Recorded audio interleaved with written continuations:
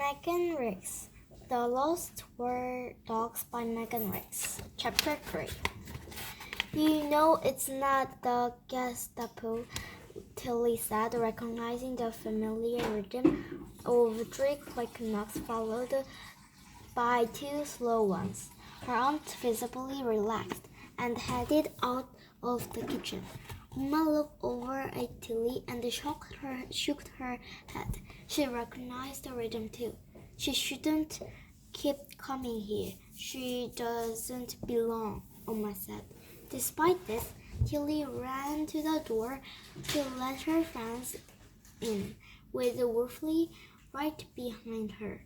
Only Jews can live in Jindal, Uma continued.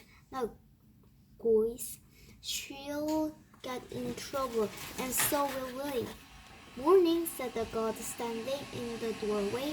She was tall and blonde, with the blue eyes and the freckles over the bridge of her nose. She grinned at Tilly. Tilly grinned back at her. Gretchen, come in, Tilly said, moving to the side to let her friends in. Umpa sighed, good morning, and Gretchen said,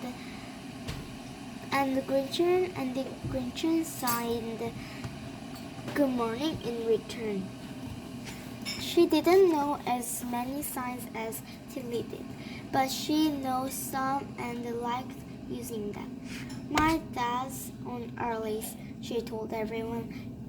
Gretchen's father was a train driver at the station where Tilly's father was a train driver at the station where Tilly's dad used to work. And Mom's also at the station. She's waiting for Fritz to come home from the Hitler Youth Camp. I thought we could walk to school together, Tilly. She pulled 2 pretzels wrapped in brown paper from her school bag. I made us lunch. Thanks, Tilly said, grateful as Wolfie sniffed at the delicious-smelling paper.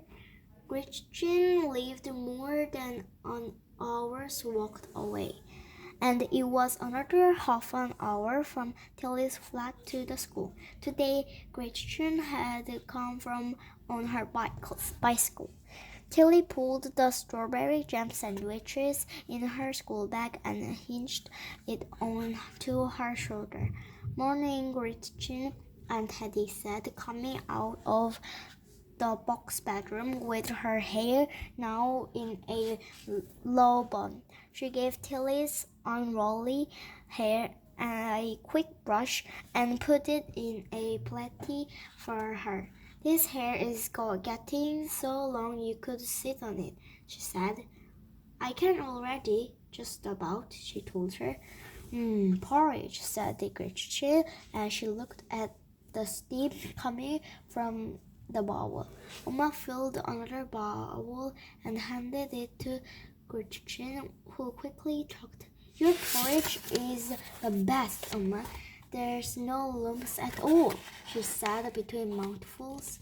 Wolfie gave a small whine. She hadn't had her breakfast yet. We'd better get going, Tilly said when Gretchen had finished her porridge. I can't eat all of mine.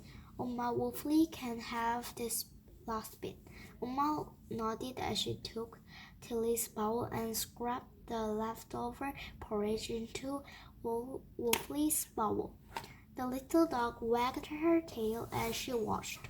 Once they were on the street, Tilly looked back at their third-floor apartment window and waved to Wolfie, who was exactly where Tilly had expected her to be. The Dasher pressed her paw to the glass. See you soon, Wolfie, Gretchen called out loudly. Tilly waved again as Gretchen took her bicycle from the rack. She knew that the little dog was barking now by the way she was jumping about and opening and closing her mouth. Aunt Hetty won't be pleased about the noise. Gretchen was the only bicycle in the rake because Jewish people weren't allowed to have bicycles anymore. Tilly really missed having a bicycle. Christine held the handlebars and pushed her bicycle along beside her friends. The two of them walked past and huge synagogue with its beautiful stained glass window on bronze pillars, and then past the clothes shop where Tilly's dad worked. There were a couple of men who usually stood outside Shovel Day holding a placard that read, "Don't buy from Jews."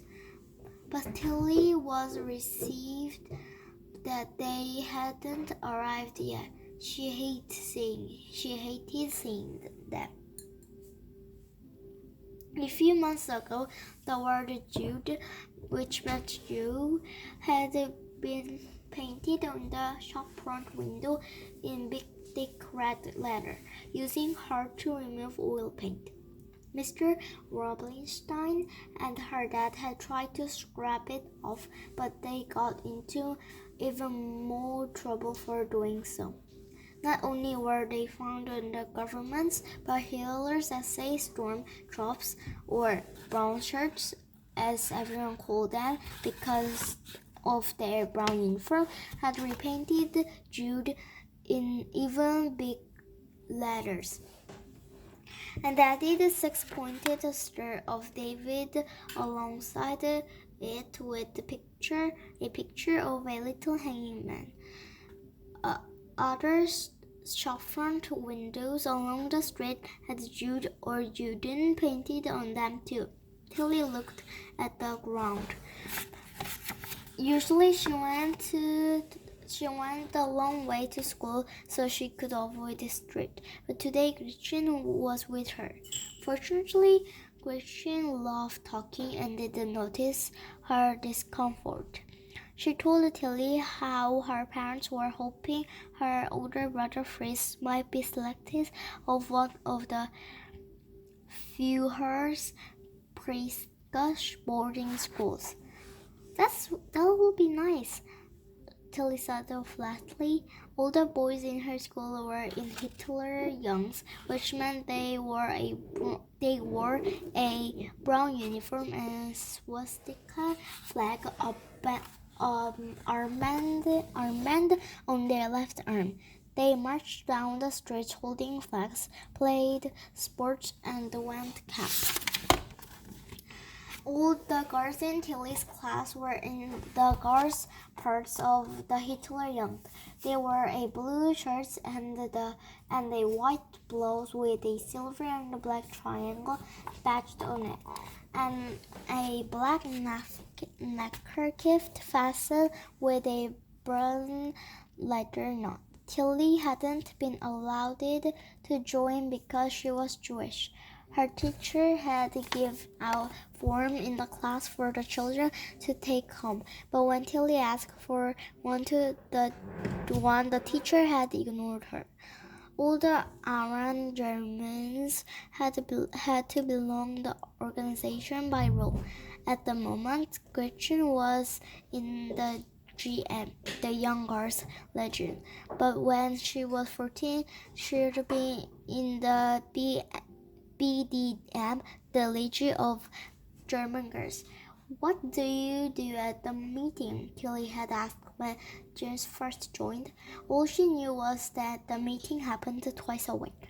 "Practice our Heil Hitler slashes and the march about," Gretchen told her. "Sometimes we sing patriotic song. The boys get to use weapon and run assault course.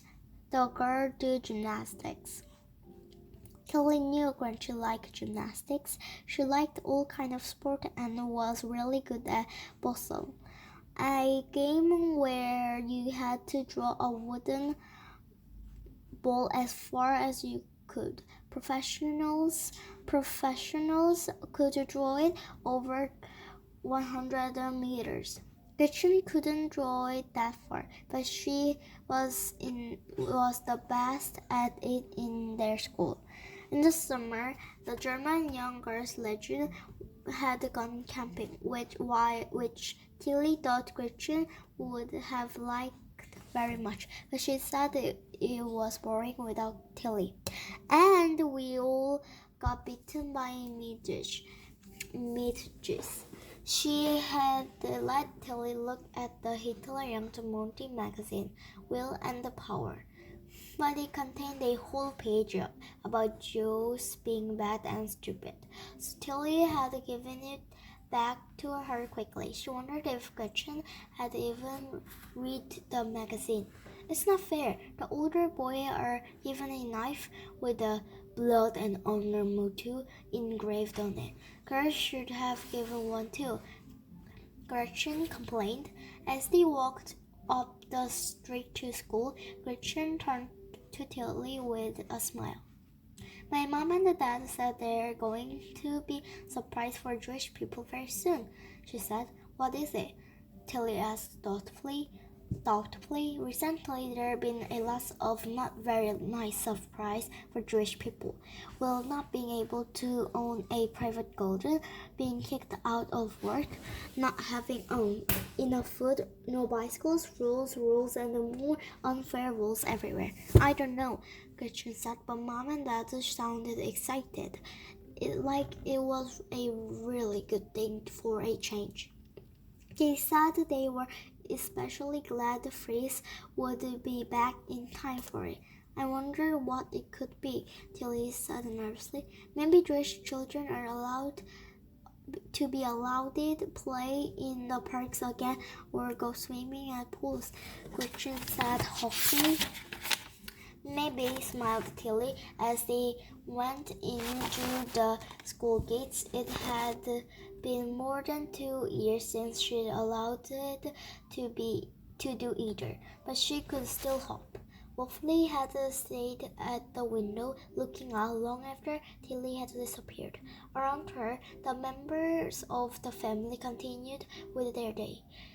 Tilly's father left for work, and Opa went with him as far as the synagogue. He couldn't hear the prayer anymore, but he liked to sit on the benches and enjoy the peacefulness of the place, looking up at the beautiful painted ceilings. Later, Uma started preparing meatloaf for supper. Although there was barely enough meat in it to feed a mouse, and the kitchen mouse was full from the porridge that had fallen on the floor when Uma had dropped her spoon that morning. Hopefully, jumped off the windowsill and headed the front door as Aunt Hattie put a scarf around her hair and pulled on her coat. I'm off to my Hebrew class, she called out to Uma. Have fun, Hedwig, Uma replied. As soon as Wolfley saw the front door open and crack, she raced past Hetty and down the stairs. No, Wolfley, come back! And Hedgie's voice called after her, but the little dog didn't even pause. Hadley shoe clattered down the stairs, but she had no chance of catching Wolfley when she was in determined mood. Wolfley panted as she ran along the busy street, past the man holding "Don't shop here" sign outside the Jewish shops, narrowly avoiding the hands of pedestrian and the brown church boy who tried to grab her. At last she turned the corridor into the street and led to Tilly's school. Bye. Oopsie. Bye.